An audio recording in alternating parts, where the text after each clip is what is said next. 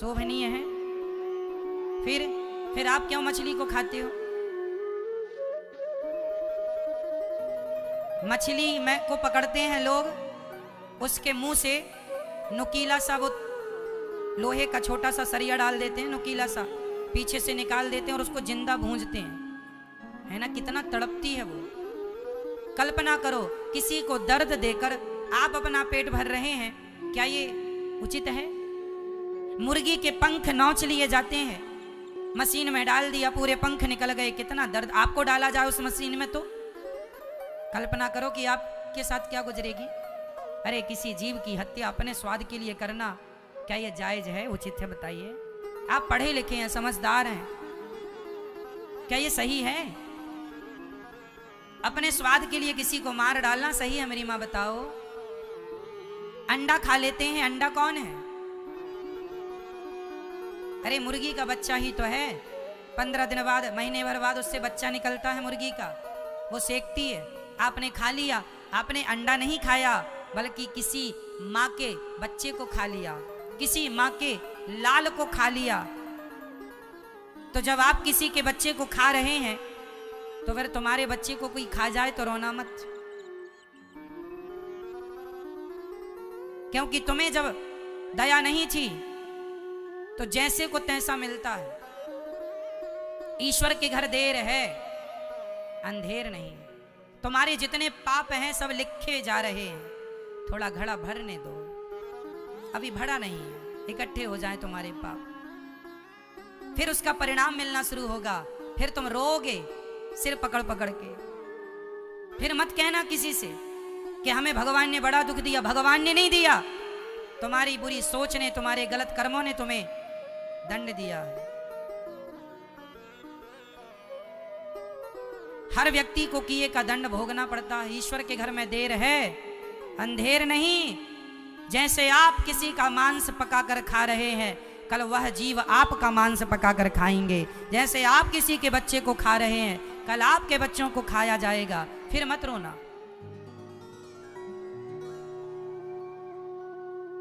खाने को दाल चावल सब्जी रोटी काजू बादाम पिस्ता नहीं है क्या?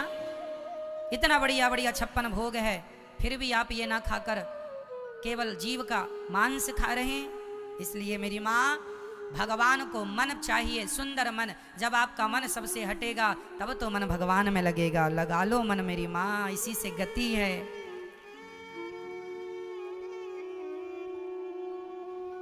आप लोग कहें कि महाराज जी अमेरिका जापान चाइना के लोग तो बिल्कुल भजन पूजा सत्संग नहीं करते और मांस खूब खाते हैं, तो उनकी क्या गति होगी?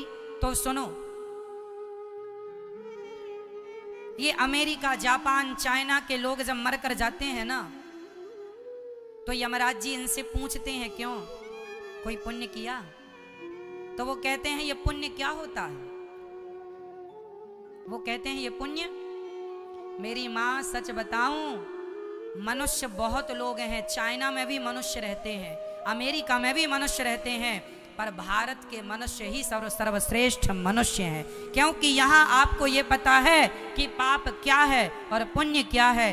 पाप पुण्य का ज्ञान आपको है, धर्म कर्म का ज्ञान आपको है। अन्य देशों के मनुष्यों को तो मनुष्य का शरीर मिला जरूर है, पर उन्हें ये भी ज्ञान नहीं कि पाप क्या, पुण्य क्या, सत्संग क्या, क्या खाना है क्या नहीं खाना, उन्हें तो ये तक ज्ञान नहीं है। उन्हें भी एक प्रकार का जानवर ही मानो आप, उन्हें भी एक प्रकार का आप जानवर ही मानो। क्यों? क्योंकि जितनी बुद्धि आपके अंदर है उतनी बुद्धि उनके अंदर नहीं। अब आप कहेंगे महाराज जी वो तो बड़ी बड़ी रिसर्चें करते हैं, बड़ी बड़ी मिसाइलें बना रहे हैं, तो मिसाइल बना लेना, रिसर्च कर लेना, कामयाबी हासिल कर लेना, इससे आध्यात्म का कोई लेना देना नहीं है। अब ये बताओ कि इतनी बड़ी बड़ी मिसाइलें बनाई गई हैं, इन मिसाइलों से बताओ किसको फायदा हुआ? परमाणु बनाया गया, किसको फायदा हुआ? परमाणु या तो आप हमारे ऊपर पटको या तो हम आपके ऊपर पटकें, निर्दोष जनता मरेगी कि नहीं? लाखों की संख्या में छोटे छोटे बच्चे मर जाएंगे, माँ बहन बेटियां मर जाएंगी। नागासाकी में पटका गया था, आज तक वहां के बच्चे विकलांग पैदा होते हैं। बताइए क्या ये परमाणु क्या हमारे और आपके में किसी के लिए फायदेमंद है? अरे हम आपके ऊपर पटके, आप हमारे ऊपर पटको, नुकसान तो मानव जाति का ही होगा। हाँ या ना? होगा या नहीं? निर्दोष लोग मारे जाएंगे।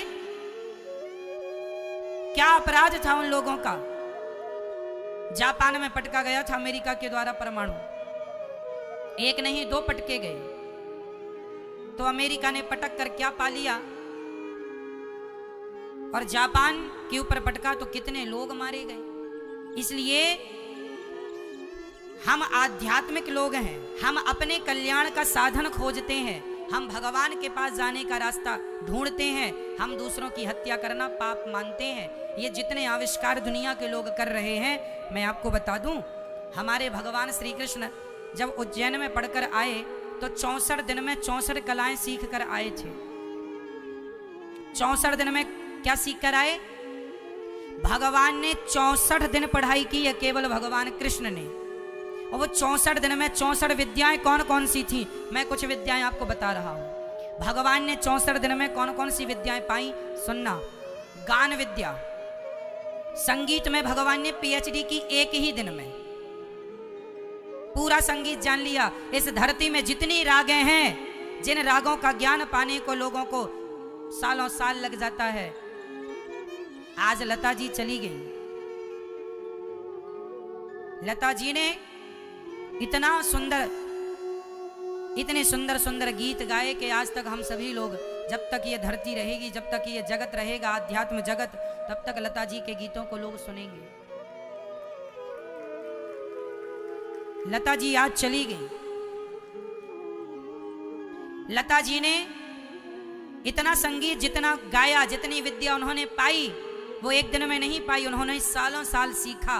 और लता जी ने अपने इंटरव्यू में कहा है कि संगीत में मैंने जितना दिया है देश को, ये तो एक बूंद है, संगीत तो पूरा सागर है, जितना जाओ घुसते जाओ।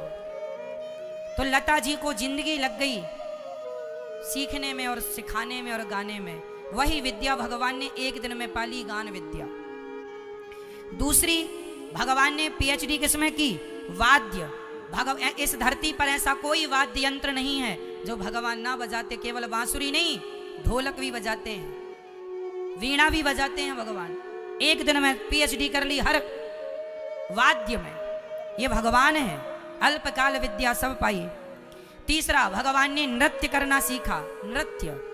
चौथा, नाट्य, नाटक। ये जो फिल्मी सितारे आज पिक्चर नाटक बनाते करते हैं, ये नाट्य विद्या ही हमारे शास्त्रों का अंग रहा है। पहले हमारे यहाँ भरतनाट्यम एक पुस्तक है, सुना होगा आपने, भरतनाट्यम। हमारे महर्षि भरत जी हुए हैं, उन्होंने एक ग्रंथ लिखा था। आज धरती पर जितने भी पिक्चरें बनती हैं, नाटक बनते हैं, ये भरतनाट्यम से सब लिया गया है, वहां से कल्पना की गई है। हमारे शास्त्रों में सब कुछ समाया हुआ है। भगवान बहुत अच्छे इस प्रकार के विद्वान थे। चित्रकारी, चित्रकारी भगवान ने सीखी। खेल, बैल बूटे बनाना, जितना भी काम है गृहस्थी में, जो जो निर्माण लगता है, सब कुछ। इसके बाद फूलों से भगवान श्रृंगार करते। ये जो महिलाएं पहनती हैं ना श्रृंगार, बाले, झुमके, वेंदी, इनका आविष्कार भगवान ने किया। भगवान ने ये विद्या सीखी थी। अच्छे अच्छे आभूषण पुष्पों के बना बना के अपनी पत्नियों का भगवान श्रृंगार किया करते थे। कई बार, एक बार राम जी सीता जी का श्रृंगार कर रहे थे, तब जयंत ने चोंच मारी। चर्चा लंबी है, नहीं सुनाएंगे हम ये सभी चर्चाएं। अभी आपको ये बताएं कि भगवान ने 64 विद्याएं सीखी। 64 में बातें बताऊं तो टाइम लग जाएगा, मैं खास खास बताऊं। इसमें क्या क्या है सुनो। मणियों के रंग की पहचान और खानों की पहचान। जो खान होती है ना, खदान, कोयला की खदान, हीरे की खदान, इन खदानों की पहचान भगवान को थी कि यहाँ कोयला है, कि यहाँ खदान में हीरा है। ये सब विद्याएं पुरानी है। बड़े बड़े पुल बनाना, बड़े बड़े घर बनाना, जैसे आज बड़े बड़े इंजीनियर लोग पुल की डिजाइन करते हैं इत्यादि, नदी से इस पार से उस पार जो बनता है सब सिस्टम, पूरी गणित भगवान जानते थे। सब आविष्कार करना। यहाँ ये भी लिखा है यंत्र बनाना। इतना ही बताऊंगा मैं आपको। यंत्र बनाना, भगवान नाना प्रकार के यंत्र बनाना जानते थे। जैसे आज की भाषा में साइंस कहते हैं, भगवान सबसे बड़े साइंटिस्ट थे। यदि हमारे ग्रंथों में साइंस की बातें ना होती तो दुनिया में बाइबल पढ़ लो, कुरान पढ़ लो, उनमें कहीं भी साइंस का कोई लेना देना नहीं है, वहां विमानों की कोई बातें नहीं है। पर हमारे वेद पुराणों में साइंस की बातें हैं। हमारे वेद पुराणों में मिलता है कि हमारे यहाँ पर रावण के पास पुष्पक विमान था, तो विमान था मतलब उड़ने वाला एक सिस्टम था, मतलब हमारे यहाँ साइंस है, हमारे ग्रंथों में साइंस है, हाँ या ना? तो हमारे भगवान ये सारी चीजें जानते हैं, पर हम लोग इसलिए नहीं आविष्कार करते कि इससे मानव जाति संकट में पड़ जाएगी। पर अब जमाने की डिमांड है तो अब हमारे देश के हमारे वैज्ञानिक बना रहे हैं, बड़े बड़े आविष्कार कर रहे हैं। कुल मिला के मनुष्य वही है जो अपना लोक परलोक संवारने की बात करे और उस क्षेत्र में काम करे, वही मनुष्य है। पूर्ण मनुष्य केवल भारत के लोग ही हैं, अन्य तो लोग नहीं जानते कि पुण्य क्या है, पाप क्या है। वो तो पाप ही पाप कर रहे हैं, हत्या ही हत्या कर रहे हैं, अपने स्वाद के लिए खा ही खा रहे हैं उल्टी सीधी चीज। इसलिए मेरी माँ, आप भारतीय हैं, आध्यात्म जगत से जुड़े हुए हैं, इसलिए भगवान को पत्रम पुष्पम, तीसरा फलम। भगवान को क्या पसंद है? फल। कौन सा फल? अच्छे अच्छे कर्मों के फल। अच्छे कर्म करो, बुरे कर्म ना करना। ये चाइना, अमेरिका, जापान के लोग यदि मांसाहारी हैं और ये खाते हैं उल्टा सीधा और उल्टे सीधे काम करते हैं, तो चाहे कहीं के क्यों ना हो, नरक तो जाना पड़ेगा। तुम भारत के लोग भी गलत करोगे, तुम्हें भी नरक जाना पड़ेगा। ईश्वर का हिसाब सबके लिए समान है ना, सबके लिए। आप लोगों को ज्ञान है, उन लोगों को ज्ञान भी नहीं, फर्क कितना है। इसलिए हाथ जोड़कर कहता हूं मेरी माँ, पाप ना करना, अच्छे कर्म करना, बुरे कर्म करने नहीं आए हम यहाँ। सेवा करो, परोपकार करो, किसी की विपत्ति पे खड़े हो जाओ, काम आओ किसी के। अरे ये शरीर एक दिन नष्ट हो जाएगा, जब तक जीते जी हम किसी के काम आ जाएं, इससे बड़ी उपलब्धि जीवन की क्या हो सकती है? बताओ, हम तो एक दिन, आज मेरा ये हाथ है, एक दिन मेरा ये हाथ चिता पे पड़ा, मोमबत्ती की तरह पिघल रहा होगा। आज ये मेरा शरीर है, कल ये शरीर एक दिन पिघल जाएगा, चिता पे खत्म हो जाएगा। क्या नहीं हो गए सबके? क्या मेरे नहीं होगा? सबका हो जाएगा। इसलिए जितना हो सके शरीर से पुण्य कर लिया जाए, आपके काम ये शरीर आ जाए। इस शरीर तो देखो ये हाड़ मांस का टुकड़ा है, आज है कल रहेगा, कोई इसका भरोसा नहीं है, कोई गारंटी नहीं ले सकता ना कि भाई आज है कल रहेगा। पर जब तक ये शरीर है, इससे परोपकार किया जाए, बस आज कर लो, कल कर पाते हो नहीं कर पाते पता नहीं, कर लो आज, अच्छे काम कर लो, पुण्य कर लो। कई लोग ऐसे व्यवहार करते हैं जैसे कभी मरेंगे ही नहीं। कहो दुनिया वालों को, भैया किस बात का घमंड है? कर लो किसी की भलाई। आज यदि पकड़ सकते हो इन हाथों से, तो अपने माँ के, अपने पिता के, अपने गुरुजनों के चरणों को पकड़ लो। कल तो ये पकड़ भी नहीं पाएंगे हाथ, क्या भरोसा, कल पैरालाइसिस किसी को हो जाए तो क्या हाथ से पकड़ पाता कुछ?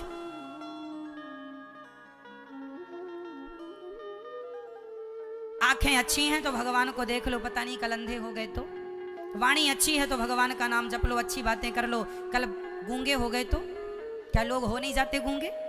क्या लोग हो नहीं जाते अंधे? क्या लोग हो नहीं जाते लंगड़े?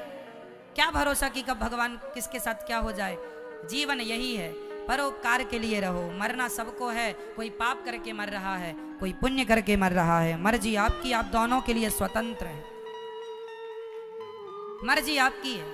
आपकी आंखों के सामने शराब भी रखी है और दूध भी रखा है, क्या पीना है क्या नहीं पीना, आप दोनों के लिए स्वतंत्र हैं। आपका डिसीजन है कि आपको क्या लेना है। आपको पता होना चाहिए कि आपके लिए क्या फायदेमंद है, क्या हानिकारक, ये आपका अपना डिसीजन है। दोनों उपलब्ध हैं। यहाँ तो गन्ना भी होता है और नीम भी होती है। नीम खाना है कि गन्ना खाना है, मर्जी आपकी, दोनों उपलब्ध हैं। जीवन में अच्छाई बुराई सब जगह है। आपको क्या स्वीकार है वो आप अपने संस्कारों के बल पर देख लो, किसे क्या चाहिए। तो भगवान को कौन से फल चढ़ाओगे मेरी माँ? अच्छे अच्छे कौन से मेरी माँ? मैया सुन रही हो कि सो रही हो? कौन से फल चढ़ाओगी मेरी माँ? अच्छे अच्छे कर्मों के। और चौथा तोयम, तोयम मीन्स जल। भगवान को कौन सा जल चढ़ाना चाहिए? नर्मदा का नहीं, गंगा का नहीं, अपनी आंखों के जल से भगवान का अभिषेक करना चाहिए। इतना प्रेम हो भगवान से कि आंखों से अश्रुपात हो, अश्रु गिरे। बिहारी जी का दर्शन करो तो आंखों में आंसू आ जाए। भगवान की सेवा करो, नहलाओ तो एक दो बूंद ही आंसू आ जाए। प्रेम जब होगा तब, प्रेम जब अनंत हो गया तब रोम रोम संत हो गया। प्रेम बढ़ाइए, जहाँ प्रेम की अधिकता होगी वहाँ आंसू होंगे, जहाँ प्रेम नहीं होगा वहाँ आंसू नहीं होंगे। भगवान से प्रेम होगा तो आंसू भी होंगे। गोपियां रोती हैं ना भगवान के लिए, तब तो गोपियां समझा रही हैं, आशा रख पगली आएंगे। उद्धव जी गए, भगवान ने हृदय में दर्शन कराया है। भगवान ने दर्शन कराया हृदय में अपने ब्रजमंडल का। एक पल के लिए भगवान वृंदावन से दूर नहीं है। उद्धव के ज्ञान का अहंकार नष्ट करने के लिए भगवान ने उद्धव को वृंदावन भेजा था। किस लिए भेजा था? ज्ञान का अहंकार नष्ट करने के लिए। भगवान का विवाह माता रुक्मणी जी से हुआ। दूसरा विवाह जामवंत की बेटी जाम्बवती से हुआ। भगवान जाम्बवती से विवाह करते हैं। तीसरा विवाह सत्यभामा से, चौथा यमुना से, पांचवा मित्रविंदा से, छठवा सत्य से, सातवां भद्रा, आठवां लक्ष्मणा से। भगवान के 8 विवाह संपन्न हुए। भामासुर नाम का एक राक्षस था, एक दैत्य था। उसने 16,100 कन्याओं को बंदी बना रखा था। भगवान ने भामासुर को युद्ध में मारा और उसके बंधन से कन्याओं को मुक्त किया। देवियों अपने अपने घर को जाओ। अब उन कन्याओं ने कहा हम कहाँ जाएं, हमें स्वीकार कर लो। तब भगवान ने उन्हें स्वीकार किया, क्योंकि वो नारियां हैं। अब घर जाएंगी तो पिता स्वीकार नहीं करेंगे, कहेंगे पर पुरुष के पास रहकर आई हो। तो नारियां कहती हैं कहाँ जाएं, तो भगवान ने स्वीकार कर लिया और भगवान के टोटल विवाह हो गए। सबसे विवाह कर लिया। भगवान ने कोई जानबूझकर नहीं किया, सब इमरजेंसी केस थे, करनी पड़ी। 16,100 कन्याओं सबसे विवाह कर लिया। टोटल विवाह कितने हुए भगवान के? भगवान के टोटल कितने विवाह हुए भगवान कृष्ण के? बताओ। 16,000 बोलो। 16,108 इतने विवाह हुए। 16,100। एक सज्जन बोले महाराज जी भगवान ने इतने विवाह क्यों किए? तुम्हें प्रॉब्लम है क्या? तुम भी कर लो, तुम्हारे बस में हो तो कर लो। एक ही नहीं संभल रही है तुमसे, एक में ही परेशान हो। 16,108 तुम संभाल लोगे? है ना? इसलिए भगवान में ये ना कहा करो भगवान ने ऐसा क्यों कर लिया। अरे वो भगवान है पगले, समर्थ को नहीं दोष गोसाई। वो भगवान है। जो भगवान एक उंगली से गोवर्धन उठा सकते हैं, जो भगवान पूतना को 6 दिन की आयु में मार सकते हैं, जो भगवान मुंह में इतने से मुंह में पूरा ब्रह्मांड दिखा सकते हैं, वो भगवान 16,108 विवाह भी कर सकते हैं। भगवान है वो। राम जी ने जिन जिन को छोड़ते गए, वो राम जी के समय पे ना सब लोग कहे हमसे विवाह कर लो, हमसे कर लो। भगवान बोले अभी नहीं करेंगे, अगले जन्म में आना। इस जन्म में भगवान कहते गए ना ना ना, और कृष्ण अवतार में हाँ हाँ आने दो आने दो आने दो आने दो। जितनी कन्या आई हमें स्वीकार कर लो। भगवान बोले आ जाओ आ जाओ आ जाओ। ऐसे 16,108 हो गए। राम अवतार मर्यादा पुरुषोत्तम था और ये लीला पुरुषोत्तम है, इसलिए भगवान ने कहा ये लीला आने दो, कोई भक्त की इच्छा ना रह जाए भाई, सबकी पूरी हो। यदि आपकी इच्छा हो गई, चलो आप में से किसी महिला की इच्छा हो जाए कि कृष्ण हमें पति रूप में मिल जाए, तो भगवान तुम्हें पति रूप में मिल जाए, इसमें क्या बुराई है? ये तो भक्त भगवान का मिलन है। भाई मीराबाई ने भगवान को किस रूप में देखा? बोलो। मीराबाई ने भगवान को किस रूप में देखा? मैया बोलती नहीं हो आप। मैया ओ पंचायती मैया बोल दो मेरी माँ। किस रूप में देखा? पति के रूप में। सच्ची बताओ आप लोग भगवान को किस रूप में देखती हो मैया? सबके अपने अपने भाव हैं। कोई पिता के रूप में, कोई पुत्र के रूप में, कोई भगवान के रूप में। तो आज भी बहुत सारी माताएं ऐसी हैं जो अपने भगवान को अपने पति के रूप में देखती हैं। तो यदि आपने पति के रूप में देखा है तो तुम्हारे पति बनकर तुम्हारी इच्छा पूरी करेंगे। तुमने पुत्र रूप में देखा है तो तुम्हारे पुत्र बनकर तुम्हारी इच्छा पूरी करेंगे। तुमने पिता के रूप में देखा है, तुम्हारे पिता बनकर तुम्हारी इच्छा पूरी करेंगे। तुमने भाई के रूप में देखा है, द्रौपदी के भाई बनकर इच्छा पूरी करते हैं, यशोदा के पुत्र बनकर इच्छा पूरी करते हैं, गोपियों के पति बनकर इच्छा पूरी, जाकी